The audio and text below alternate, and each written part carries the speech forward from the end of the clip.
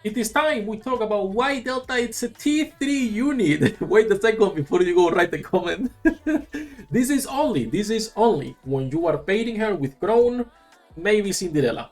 This is only when you pair her with defender characters. Okay, if you are not pairing her with a defender character on your team and the options are quite limited, she is almost a T5 character. She fucking sucks. We'll talk about why on a second.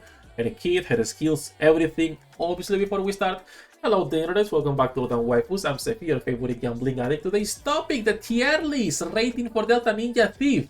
A T3 character, decent but somewhat niche or least efficient. I think the closest comparison we can make is going to be Arcana.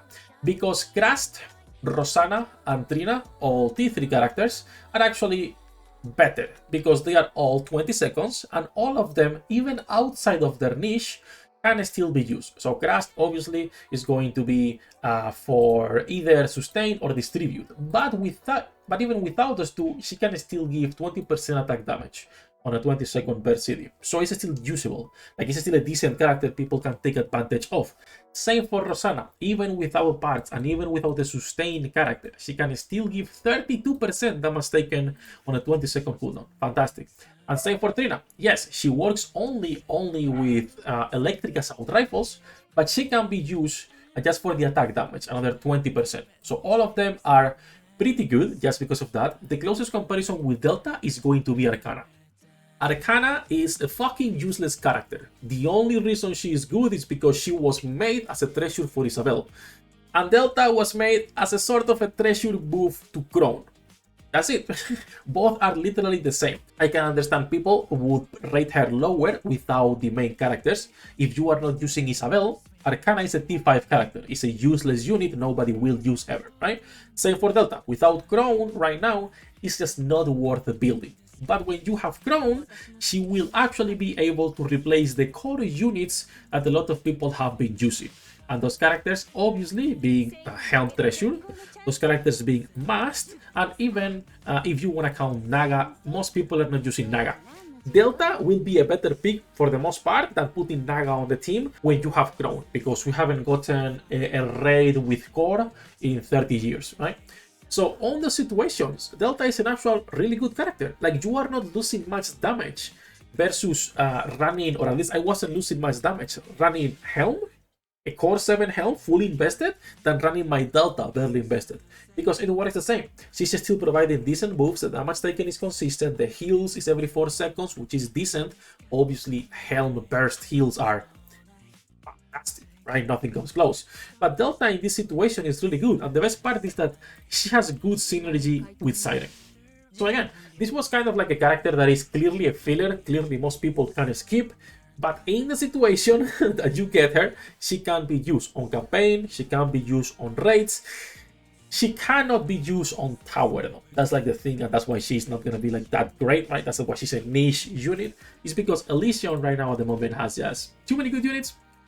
Between Rapid Red Hood, you have your Diggler Wife, you have your Helm, you have the new Absolute, you have the Maids. Like, there's just too many good units on Elysion where you can be like, oh yeah, let me bring Delta on the team. And you need a defender. So you need to either bring Maiden or Delta, or Diesel. So it's like, are you going to be bringing Diesel as your main B2 just so you can proc the heals? Or are you going to be bringing Maiden when then you cannot be bringing the Mates or the Absolute squad? I don't think so. That's it. Enough ranting about that. That's the reason why she's a T3 character. She's on the same situation as Arcana. A character made specifically for Crown and Siren, nothing else. Outside of that team, you could be using it on an Electro team for Cinderella. Instead of bringing, let's say, either Sameranis or Maiden, you don't have one of those two characters. You can be bringing your Rogue, your Cindy, your Aid now, or your Mary, and then you can be slotting that either. It's fine, like, it's a great character. But for the most part, outside of those two situations, she fucking sucks. So everything we're going to be talking about, obviously, is going to be based on that. She's paired on those specific teams with Crown. So let's talk a little bit first about her build, and then we'll go over the pros, cons, and the extra notes. I think we can start with the build, because nothing really changes from the previous video I made a couple days ago, where I was talking about Delta, why she's a copy buffer, which she's still a copy buffer, nothing changes, is that she only needs max ammo and attack. Max ammo because it's a machine gun, like most machine guns, and attack because Her heals are based on her own attack every 4 seconds. And obviously, she's a sub DPS character, not even a sub DPS, she's pretty bad in terms of damage. I don't know if a fully invested Delta will be able to actually deal decent damage on element, but even off element, you still want to go for attack, so her heals can actually be higher. That said, outside of those two things, like max ammo and attack, you don't care what line she gets, and she's a 744, guys. I don't think there's any reason to go higher. She will always be an off-burst unit, at least for now, until we get more distribute damage characters, some copy up there. You can go 774 if you need heals to be a little bit higher, but it's fine. You are good at the 744. She was able to take my Kraken team to stage 8, no problem on auto, just making sure I was doing the QT and destroying the missiles, so I didn't get killed, right? 774, and then when it comes to the cube, resilience if you don't get max ammo, but if you get max ammo, the best cube to run is going to be Bastion, obviously. And I have a couple of cubes to level up in there. Surely, 3rd anniversary is bringing a new great cube. We'll see.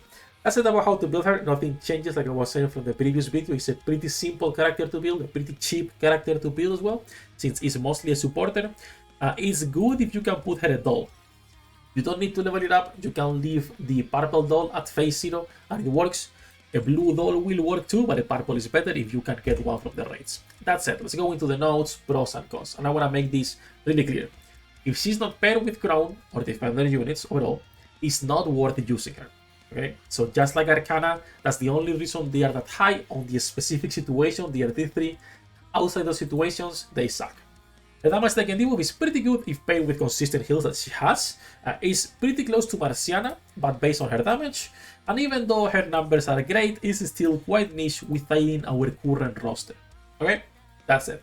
If not used with another defender Nike, her rating would be going down because her skill 2, the consistent taunt and shield, will get her killed 100% on most situations. That said, out of the way, let's go into the pros and cons for this character. First is that her uptime on skill 1 is really good.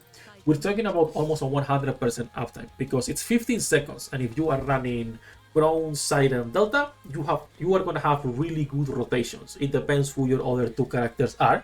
For most people, it's going to be Rapid Red, who than someone else. It depends if it's Race or not, right? But thanks to having 2 machine guns, Siren, and another 2 DPSs, rotations should be super fast, and this should be almost 100% uptime. Sadly, you are never going to be bursting with her, so you are not getting this 12% attack, neither this extra 7% damage taken. So you're only taking the first part of her skill. Second is that this is a pretty cheap character to build. We're talking about the 744 character that only needs max ammo and attack. Fantastic, right? And not counting the restrictions on her buff to actually work, which are a lot, the numbers are actually pretty good. Again, same situation as Arcana. If you don't count that how harsh those restrictions are to use her, Arcana is a really good buffer for Isabel, and same goes for Trina and Scarlet. Fantastic buffer, right?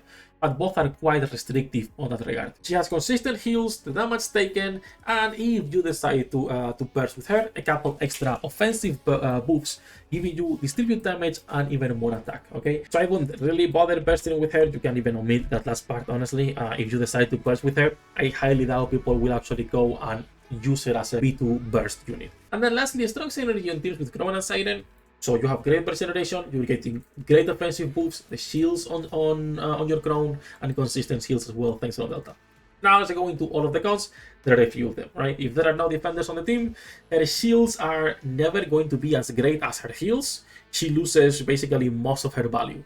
No heals means no synergy with a lot of characters, and also means that she will kill herself because her taunts make it pretty hard to keep her alive, regardless of how much or how stronger she's making the next shield. It doesn't really matter, her shields will not keep her safe from most bosses or even on campaign stages with how many enemies there are at high deficit. She's dead, right?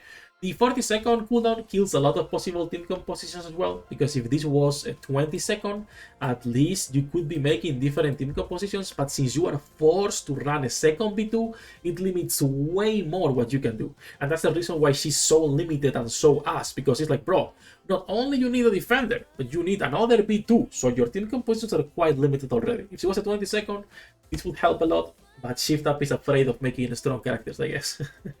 And then at the moment of her release, if you want to pair her with defenders to take advantage of her kit, there is only 2 real options, which is Crown and Cindy. But Cindy is still kind of copy because Cinderella, you have already like pretty good teams set up for her, right?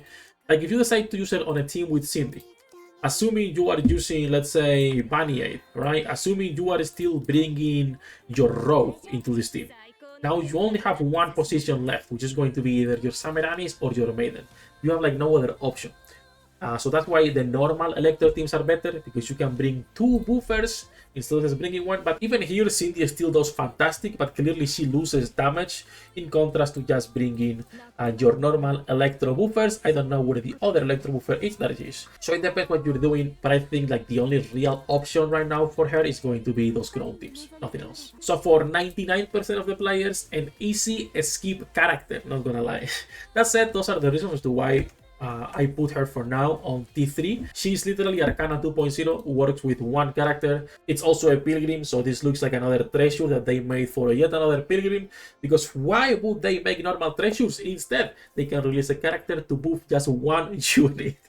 The copium of Future Proof, it can be used here too. It can be used with any character in this game, right? Maybe Shift Up decides to release a treasure, maybe not. That's literally just gambling, but we're gambling addicts, so here we are. That's it, enough jumping. We are live every single day, beautiful people. Link in the description down below.